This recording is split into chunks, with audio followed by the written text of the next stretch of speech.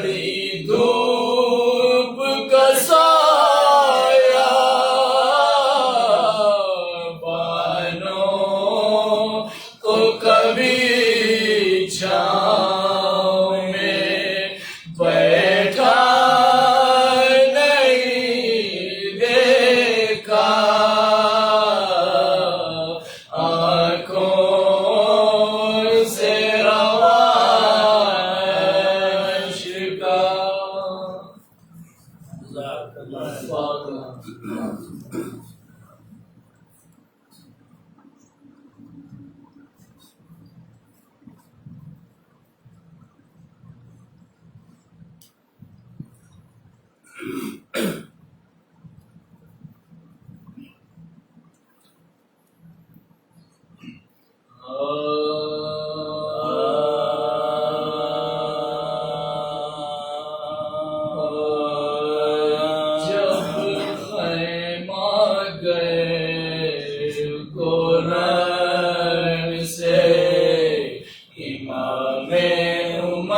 چلے فرمایا لو کریم ہم چلے اکبر کو آگے لے وہ برخو علم چلے سر ننگے پیچھے سید آلے من چلے جنگل میں شور نالو فریاد آتا حضرت کے پیچھے اسب علمدار شاہ تھا جب خیمہ گئے کو فضا کھڑی تھی خیمے کے در پر حضرت کو اس نے دور سے دیکھا بنظر پردہ الٹ کے خیمے کا بولی وہ نعرہ سیدانیوں اٹھو علم آتا ہے خون در اکبر علم لیے ہے علی کا نشان نہیں کوتل پرست آتا ہے وہ نوجوان نہیں جب خیمہ گئے قرآن سمجھے یہ سب کے بازوے عباس گھٹ گئے سیدانیوں کے تن سے لہو اور گھٹ گئے بچوں کے ننھے ننھے جگر غم سے پٹ گئے رنگ اڑ گیا رخوں سے کلیجے الٹ گئے ہر دل پہ برق رنجو غم و یاس گر پڑی بچوں سمے زوجے عباس گر پڑی جب خیمہ قرآن سے اکبر علم کو خیمے کے اندر جھکا کے لائے سر اپنا پیٹتے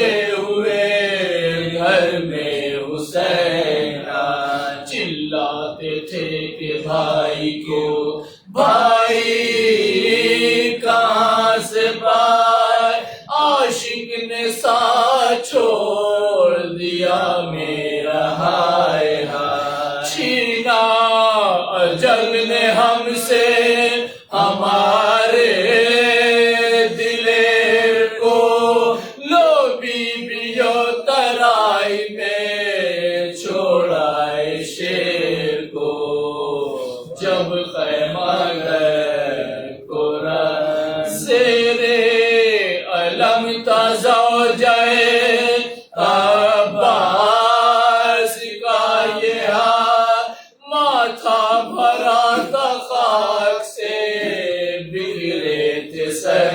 بعد چلاتی تھی کہ اے اسد کے بریا کے لال میں سر کو پیٹتی ہوں تمہیں کچھ نہیں خیال جاتا ہے یوں جہاں سے کوئی منہ کو موڑ کے مسکن کیا ترائی میں لوری کو چھوڑ کے جب خیمہ گئے کو رنگ سے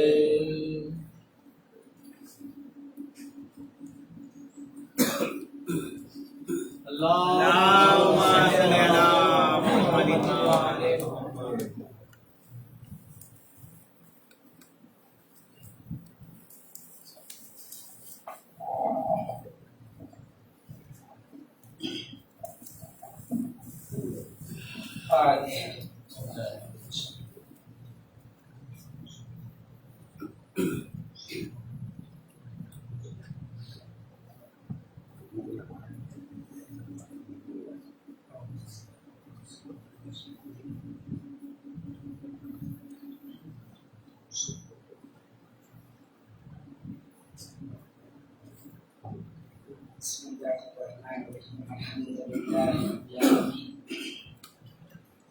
الصلاة والسلام على أشرف الأنبياء والمرسلين مولا ومولا الثقلين جد الحسن والحسين أبي القاسم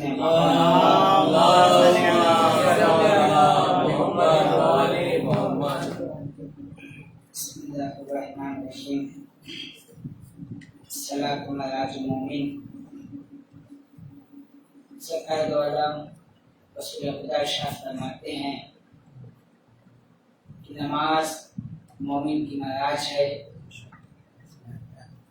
اور اکثر مقامات پر بھی خداوند عالم نے قرآن مجید میں نماز قائم کرنے کا حکم دیا ہے.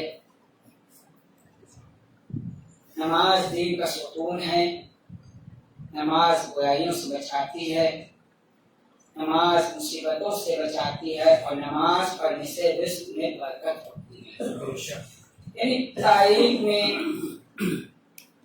جو چیز اگر آپ دیکھیے جو واجب ہم پہ کیا گیا ہے اس سے ہمیں فائدہ ہے. خدا نے جس چیز کا ہم کو حکم دیا ہے ہمیں فائدہ ہے. کوئی کائنات اس کا سجدہ کر رہی ہے، پانی سجدہ کر رہا ہے، درخت سجدہ کر رہا ہے، چاند سورج اپنے حساب سے سجدہ کر رہے ہیں، اس کی کوئی عبادت یعنی ہو رہی ہے. مگر خدا نے جو ہم پہ واجب کیا گیا ہے وہ ہمارے فائدہ ہے. اسی لیے امام نے ارشاد فرمایا تم دنیا میں اگر اپنی زندگی بسر کر رہے ہو تو آخرت کے سامان کو بٹور لو، کیونکہ آخرت میں تمہیں اس کی ضرورت ہے. صلوات بھیجے محمد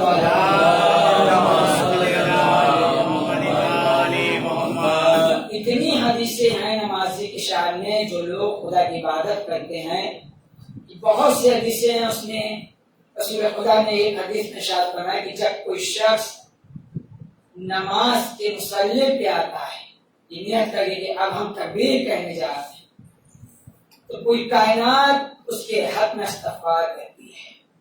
اور جب وہ نماز خدا کی ادا کر لیتا ہے تو گویا کہ وہ شخص ایسا ہو جاتا ہے کہ جیسے ابھی شکم مادر سے آغوش مادر میں آیا، یعنی اتنا معصوم ہو جاتا ہے کہ جس سے گناہ کے بارے میں سوچا ہی نہیں جا سکتا. تبھی تو رسول خدا نے کہا تھا کہ جب کوئی ایک تکبیر بلند کرتا ہے تو جنت میں ایک درخت اس کے لگتے ہیں. تو صاحب نے کہا تھا یا رسول خدا ہم نے تو بہت تکبیر بلند کیا ہے، ہمارے تو کوئی باغ ہوں گے. تو رسول خدا نے جواب دیا مگر خبردار گناہوں کی آگ سے اپنے باغ کو جلا نہ لینا. پتہ یہ چلا کہ ہم خدا کے راہ میں نیک کام کرتے ہیں مگر ہمارے گناہ کی وجہ سے وہ ہمارے ختم ہو جاتے ہیں. لہذا ہر انسان کو ہمیں یہ کوشش کرنا ہے کہ ہم نیک عمل کے ساتھ ساتھ یعنی اس بات کا خیال رکھیں کہ ہم سے گناہ نہ ہو. اور یہ ہماری منزل ہے. ہم لوگ جو مسجد میں داخل ہوتے ہیں تو مسجد میں داخل ہوئے، وضو کیا، نماز کا ٹائم ہو گیا، نماز پڑھنے کے لیے آمادہ ہو گئے. جو اتنے گنہگار ہیں انسان کہتے ہی اس کو ہے کہ جس سے گناہ کے یعنی وہ پائے جائے عمل کی ہو سکتا ہے اس سے گناہ ہوگا، اس سے گناہ ہوگا. مومن ایک الگ چیز ہے مگر جس سے گناہ نہیں ہوگا خدا نے ہم کو تو معصوم بنایا ہے.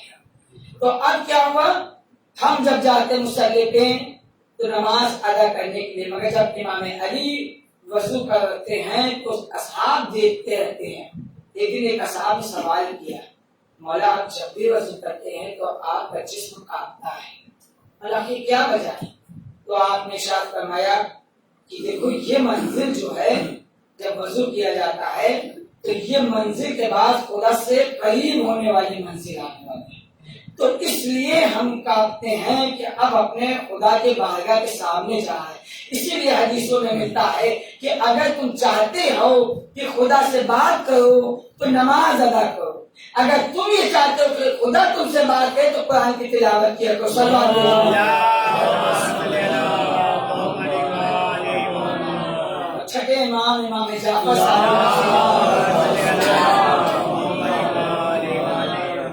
ارشاد فرماتے ہیں کہ خداوند عالم کہتا ہے کہ ہم جس کو رزق نہیں دیتے، جس کے روزی میں تنگی کر دیتے ہیں، وہ ہم سے ناراض تو ہو جاتا ہے، مگر اسے یہ نہیں معلوم کہ وہ ہم سے بہت قریب ہو جاتا ہے۔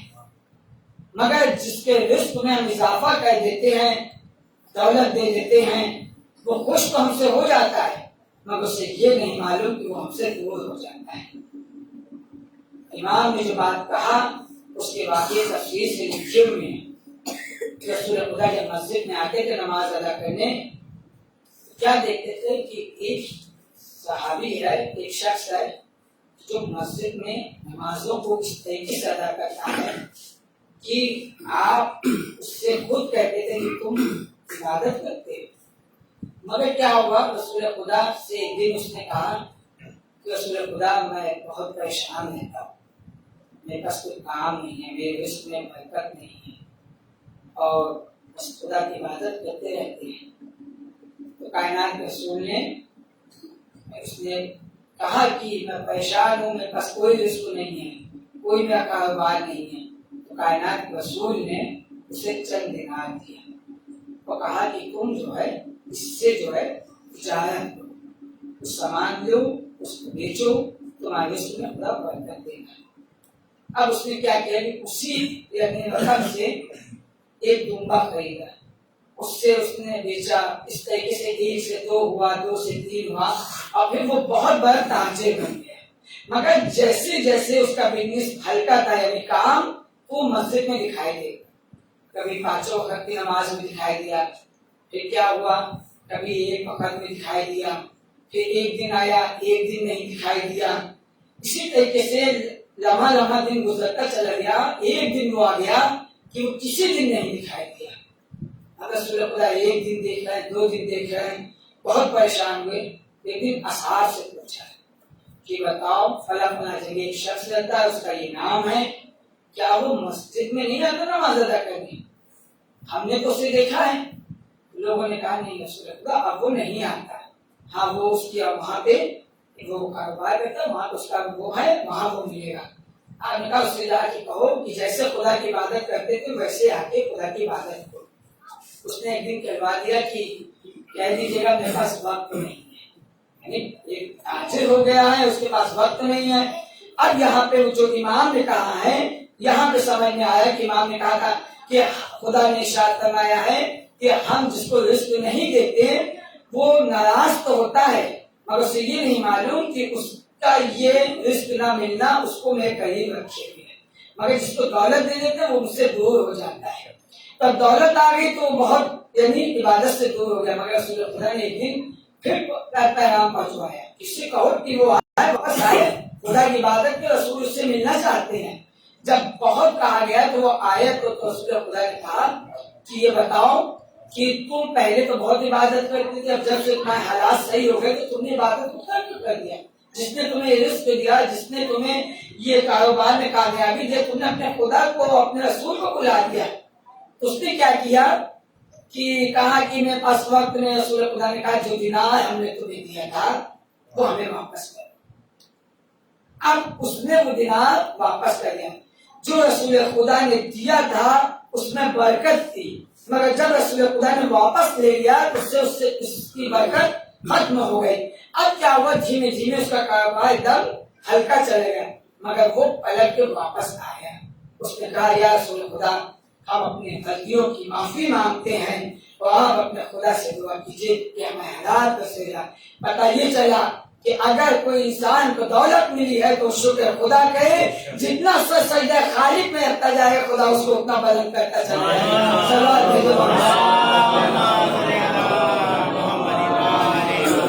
یہی دین کی بقا کے لیے, یہی نماز کے لیے امام حسین علیہ السلام نے قربانی سرزمین کربلا میں دیا تھا. رسول خدا سے پوچھا گیا یا رسول خدا یہ بتائیے سب سے احسن وقت کون سا عبادت کا؟ تو آپ نے کہا اول وقت. اول وقت رسول خدا کے جانشین نے بھی سن لیا. جب صفین کے میدان میں امام حسن علیہ السلام کی حدیث ہے کہ میں نے دیکھا میرے بابا دلدل پہ بیٹھ کے سورج کو دیکھ رہے تھے. ابن عباس سے سوال کیا کہ مولا آپ کیا دیکھ رہے ہیں؟ تو آپ نے کہا کہ ہم سورج کو دیکھ کے اندازہ لگا رہے ہیں کہ یہ اول وقت آ گیا نماز کا.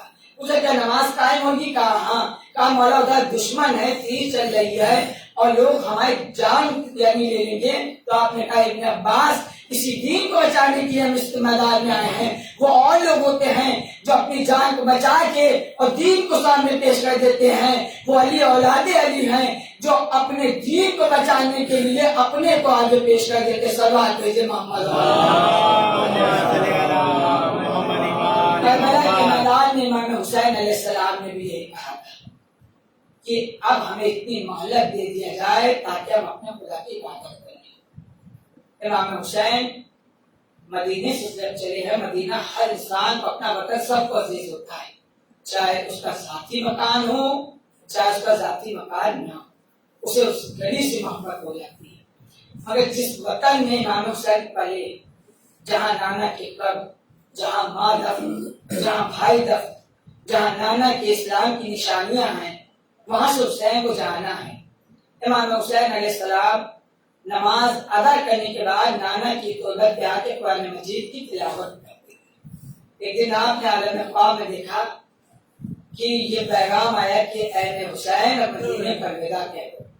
امام حسین اپنے بہن کے پاس آئے, پوری تفصیل بیان کیا اور قافلہ مدینے سے جانے کے لیے تیار ہونے لگا. 28 رجب سن 60 ہجری میں امام حسین نے یہ کہہ دیا کہ اب ہمیں مدینے پر الوداع کہنا ہے. امام حسین اپنے نانا کی قبر پہ آئے. نانا ہمیں اپنے قبر پاس اتنی جگہ دے دیجیے کہ آپ کا حسین کہیں کو رہ جائے, کیونکہ آپ کی امت آپ کے حسین کو رہنے نہیں دیتی. اس کے بعد ماں کی قبر پہ آئے, اے اماں اپنے حسین کو دعا دے دو کہ حسین کربلا میں دین کو بچانے میں کامیاب ہو جائے. کیونکہ حدیث تھی رسول خدا کی کہ ماں کی دعا بیٹے کے حق میں پوری ہو جاتی ہے, اور قبر کے پاس جا کے اگر کوئی اپنے والدین سے دعا کرتا ہے تو دعا قبول ہوتی ہے. آپ یہ بیان کر رہی تھی, آپ یہ بیان کر رہے تھے کہ اے میری اماں مجھے دعا دے دیجیے تاکہ ہم اپنے مقصد میں کامیاب ہو جائیں. عباس کے کٹے ہوئے بازو اٹھا سکیں, قاسم کا پامال لاشا دیکھ سکے, اور یہاں تک کہ راہ خدا میں ہم اپنے قربانی پیش کر سکیں. اس کے بعد آپ نے کہا اے اماں دعا دے دیجئے تاکہ میری ذہن زینب اس وقت صبر کر سکے جب میرے حلق پہ شمع کا خنجر چلے. شاید یہی دعا کا اثر تھا کہ بھائی کی مقتل میں ذبح ہو رہا تھا اور بہن یہ منظر دیکھ کے کہہ رہی تھی کیا میرے بھائی کو کوئی بچانے والا نہیں. مگر حسین مظلوم نے کہا اے عباس ایک ایک بیوی کو ہماری میں بٹھایا جائے. ایک ایک بیوی ہماری میں بیٹھنے لگی. یہ قافلہ جیسے ہی چلا ایک بار جناب عباس نے کہا اے آقا حسین اے ذرا سا قافلے کو کچھ دیر کے لیے ٹھہرا دیجئے کیونکہ پیچھے سغرا آ رہی ہیں. سغرا کو بلایا گیا, بیوی جب تم نے الوداع کہہ دیا تو تم کیوں آ گئی؟ تو آپ نے کہا اے بابا جان جاتے جاتے میرا گوشت میں بھیا علی اصغر کو دے دیا جائے. جناب علی اصغر کو دیا گیا.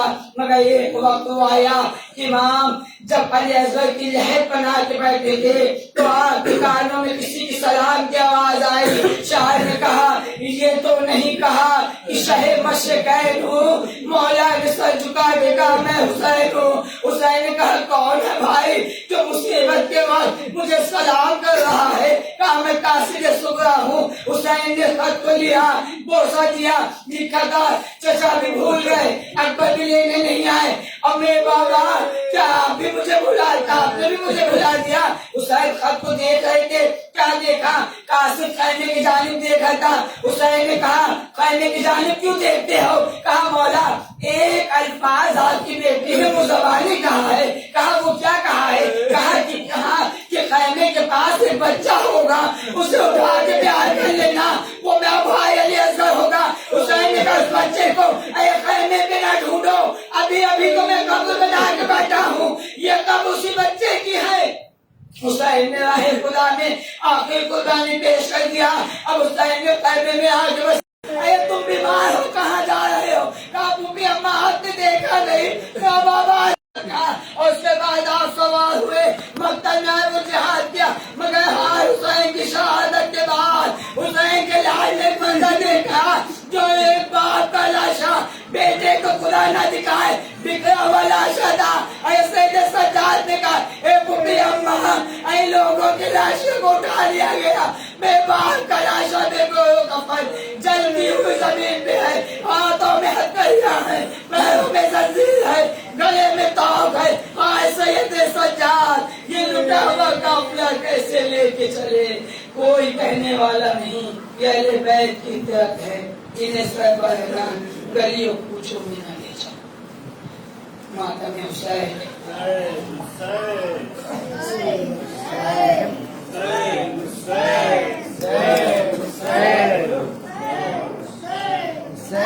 توسیع ادھر رکھ دو۔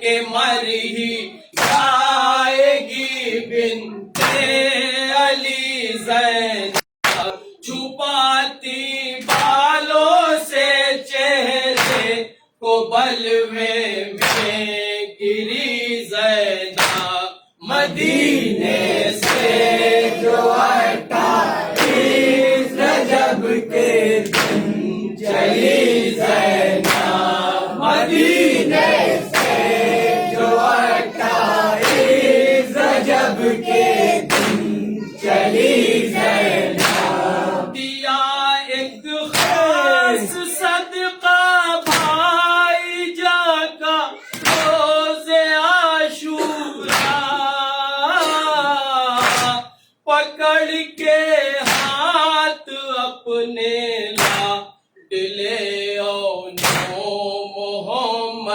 کا مثال تازیہ چاروں طرف شے کے پھری زینب چھپاتی بالوں سے چہرے کو بلوے میں پھری زینب مدینے سے جو 28 رجب کے دن چلی زینب مدینے سے جو 28 رجب کے دن چلی زینب تڑپ کے رہ گئے عباس کے دونوں کٹے بازو وہاں عابد خستہ جگر نے خون کے آنسو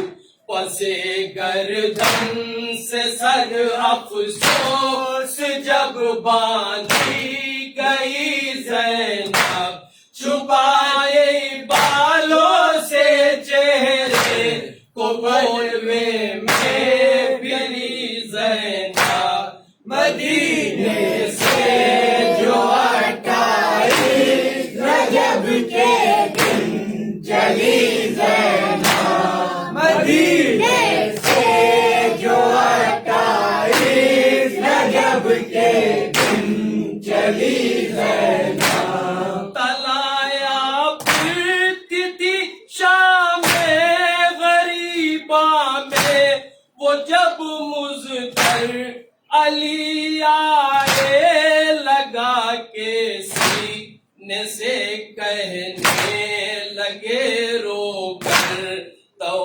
تیرا کیا انہوں نے تیرا کیا حال کر ڈالا میری زینب چھپاتی بالوں سے چہرے کو بلوے میں پھری زینب مدینے سے جو 28 رجب کے دن چلی زینب مدینے سے جو 28 رجب کے دن چلی زینب تلایا پھرتی تھی شام غریبہ میں وہ جب مضطر علی آئے لگا کے سینے سے کہنے لگے رو کر لعینوں نے تیرا کیا حال کر ڈالا میری زینب چھپاتی بالوں سے چہرے کو بلوے میں پھری زینب مدینے سے جو 28 رجب کے دن چلی زینب مدینے سے جو 28 رجب کے دن چلی زینب